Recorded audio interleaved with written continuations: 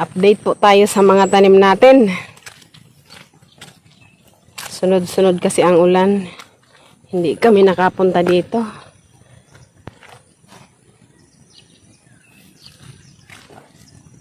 Kung kawawa yung mga tanim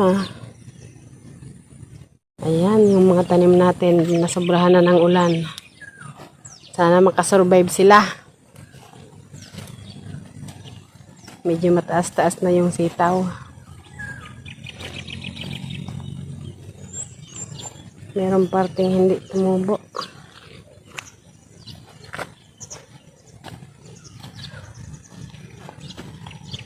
Yung mga kopis naman, ayan. May mga lumitaw na. Maraming ibon dito. Parang nasira yung iba.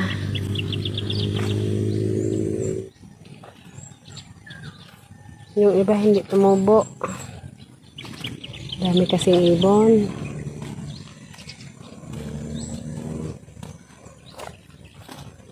Nakayanan kaya nung mga pichay. Ay okay pa naman. Nung isang araw guys, may mga bata pala ditong pumunta. Pinag-aapakan yung mga plat namin.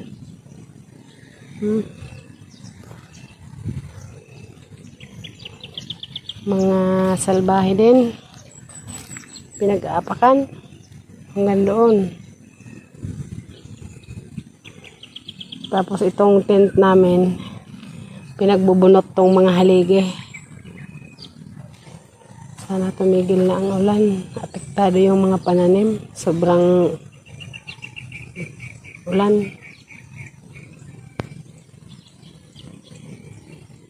Magandang hapon. Nandito ulit tayo sa taniman. Sa aking munting hardin.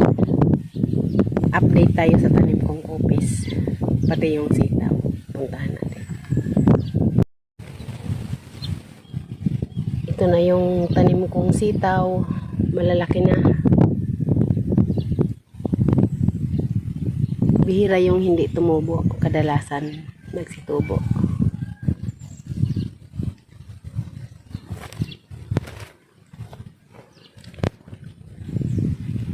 Karamihan nagsitubo.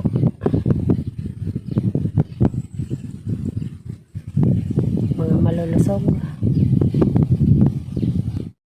Sa tanim ko naman na kopis.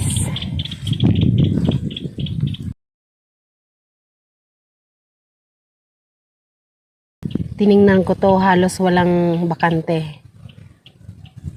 Lahat tumubo. Pero ngayon, ito na siya. Dito marami palang ibon. Dinagdagan pa ng mga kalapate. Ang daming nasayang na pananim. Ganito ginagawa nila. Binubunot nila. Naghahanap ng mga pagkain nila. Ito hinuhukay Hinukay. Ito hinuhukay. Yung mga puno. Dami talagang ito, mga hinukay din lahat ng puno hinuhukay. Ayan guys sayang. Ito naputol tangkay na lang yung natira. Maganda sana tubo nito. Pasalamat pa rin ako kasi marami pang natira kumpara dito sa tinanim kong munggo. Kahit isa walang natira. Dalawang araw kasing magkasunod hindi ako nakapunta. Gawa ng laging malakas ang ulan. Ngayon, ito na. Kahit isa talaga walang tinira. Ganyan ginawa nila Pinaghuhukay nila. Ito ganyan. Hinukay nila lahat.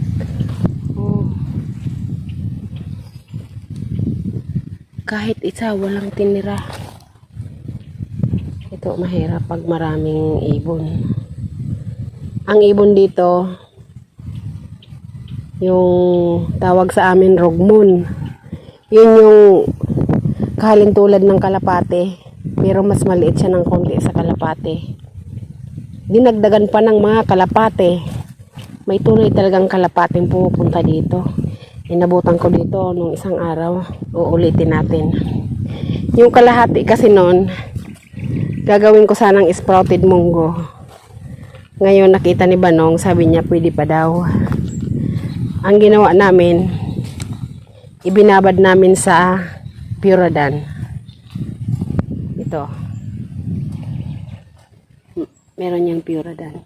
Pagkatapos kong itanim yan, bumili na kasi ako ng Puradan ito.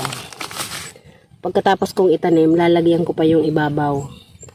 Kasi yung kapatid ko, nung naglatag siya ng punla, nilagyan niya ng Puradan. Hindi nagalaw yung punla niyang palay. Ito guys, ipakita ko sa inyo. Meron ditong punla na palay na halos masira na lahat. Gawa ng ng mga ibon din.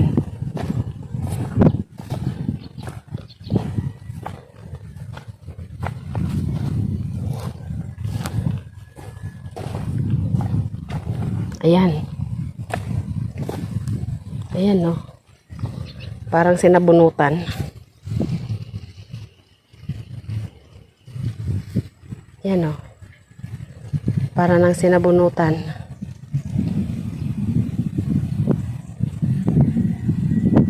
Itong sa dulo ang malala. Ayan, nakita na siguro yan ng may-ari. Kasi nung mga nakaraang araw, nakita ko na yan ganyan. Yung may-ari hindi pa nakakapunta. Gawin ko yan. Sumisibol na. Hanggang dito may naman itong sitaw. Pinaikutan ko to ng sitaw. Dito naman, sa may mga umbok na yan na lupa, ang tanim ko dyan siling green.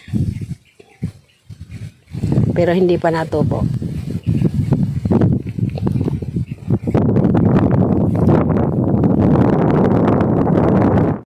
Guys, ito yung dulo ng tinaniman ko ng munggo. Tingnan nyo, lahat ng lubak na yan, yan yung may tanim. Oh. Ayan, hinukay talaga lahat nila. Oh. Grabe. Talagang ito, kitang-kita. Mga hukay nila.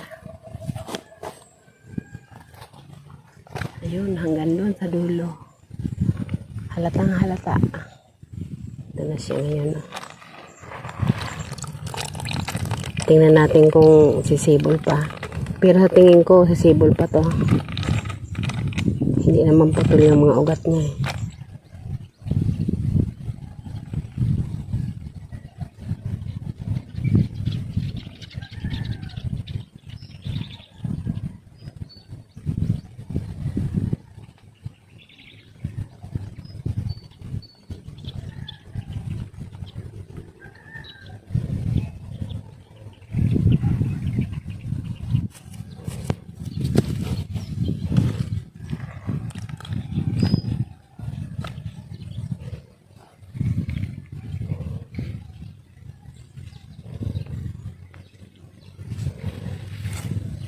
Kunting tabo na lang ng lupa.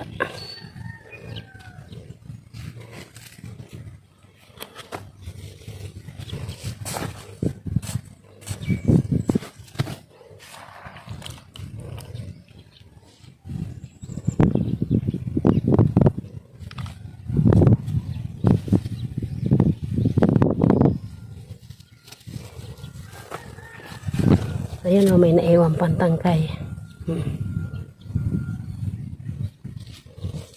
Talagang hinukay. Ngayon, lalagyan ko ng pangontra.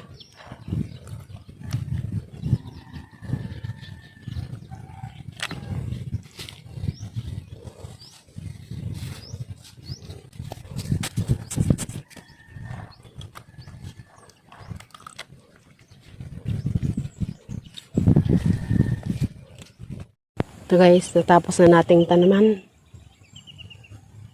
Parang ako na lang yata tao dito eh. Nagsiuwian na.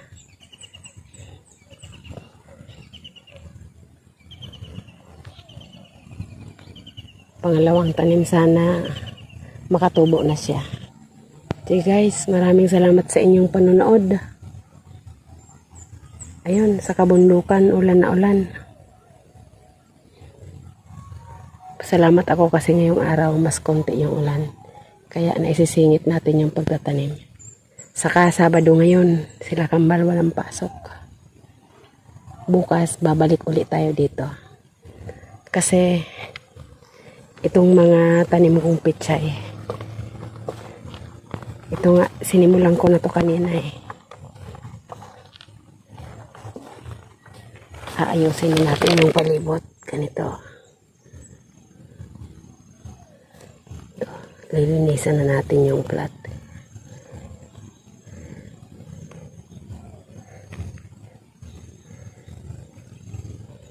Ayusin natin yan bukas. Magsisimula ng lumaki yan. Dito pala guys sa amin ang kilo ng pichay 50 pinakamura, 70 naman pinakamataas. Kadalasang nangyayari pag nagtatanim kami, mura na pichay. Nung nakaraan, nung nagtanim kami dito, ang pichay 15 ang kilo. Okay pa rin naman kasi nakalibre tayo sa pangkonsumo. Yan. Bukas ayusin natin yan. Maraming salamat po sa inyong panonood. Ingat po tayong lahat. Wala nang katao-tao, nagsi-uwian na sila. Maliwanag pa naman. Gandang araw po. Maglalagay tayo ngayon ng pataba dito sa ating pichay.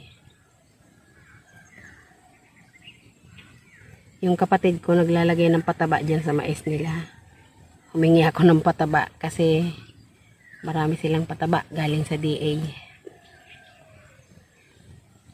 Tamang-tama, kailangan na rin maglagay ng pataba dito sa ating pichay.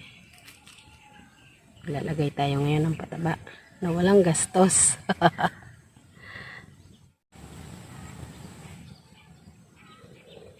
Malambot lupa dito.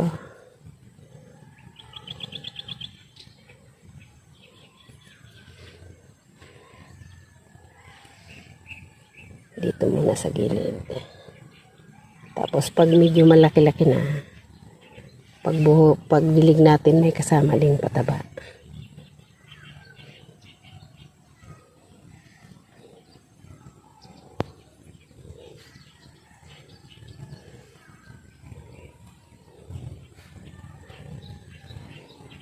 Magaganda na.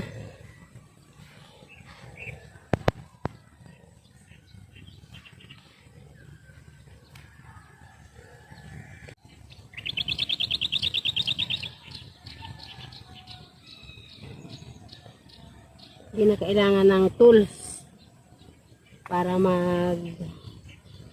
hukay ng lupa. Kamay lang, okay na. Sobrang lambot ng lupa.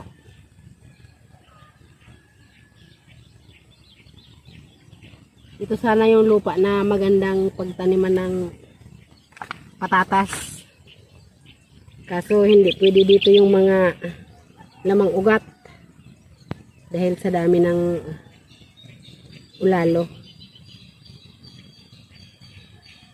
Ang ulalo, yun yung pag napipisa sa lagubang. Pero ngayong January, wala pa naman yan. Pagdating ng mga March, April, yun, marami na.